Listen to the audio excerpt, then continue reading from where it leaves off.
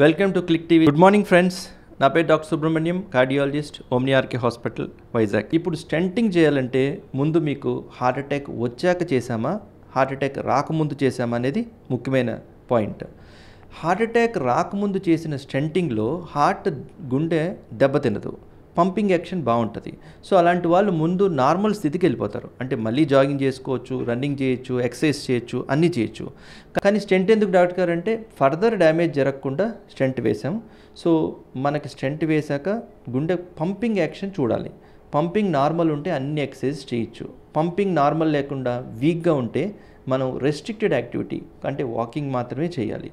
So అందుకని ముందు జాగ్రత్తగా చెకప్ చేయించుకొని బ్లాక్ 90% అంటే 70% దాటితే స్టెంట్ వేస్తాం. కంప్లీట్గా 100% అవ్వకముందే మనం బ్లాక్ని క్లియర్ చేసుకోవాలి. సో 100% బ్లాక్ అయిపోయిందంటే అటాక్ వచ్చినట్టే. సో అటాక్ వస్తే దాని డ్యామేజ్ జరిగినట్టే. డ్యామేజ్ జరిగితే ఎక్సర్సైజ్లు బాడీ ఫిట్నెస్ తగ్గిపోతుంది.